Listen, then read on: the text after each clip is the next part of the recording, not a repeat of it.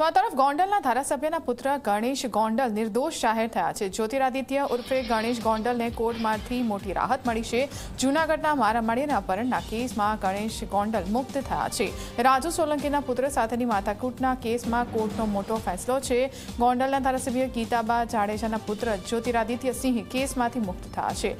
સમાધાન બાદ ગણેશ ગોંડલ તમામ આક્ષેપોમાંથી નિર્દોષ મુક્ત થયા છે। તો અત્યાર સુધીના મોટા સમાચાર। જૂનાગઢનો મારામારીના અપહરણનો કેસ હતો। ગણેશ ગોંડલ મુક્ત થયા છે। વધુ વિગતો લઈશું। સંવાદદાતા ગૌરવ દવે ફોનલાઈનથી જોડાઈ ગયા છે। ગૌરવ, ગણેશ ગોંડલને રાહત આપતો આ ચુકાદો, શું છે વિગતો?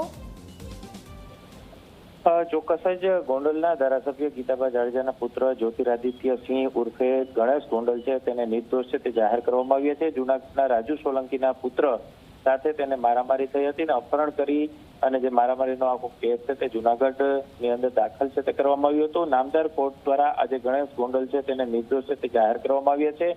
મે 2024માં કાર ઓવરટેક કરવાની બાબતમાં રાજુ સોલંકીના પુત્ર સંજય સોલંકીએ નું અપહરણ છે તે કરવામાં આવ્યું હતું અને માર મારવાનો આક્ષેપ છે તે લગાવવામાં આવ્યા હતા। આ અંગે જૂનાગઢની અંદર પોલીસ ફરિયાદ છે તે નોંધાઈ હતી। પોલીસે ગણેશ ગોંડલ અને તેના સાગરીતોની ધરપકડ છે તે કરી હતી ને આ કેસની અંદર ડિસેમ્બર 2025ની અંદર બંને પક્ષે બારોબાર સમાધાન છે તે થઈ ચૂક્યું હતું ને નામદાર કોર્ટે તમામ કાર્યવાહી બાદ આજે ગણેશ ગોંડલ છે તેને નિર્દોષ છે તે જાહેર કર્યા છે।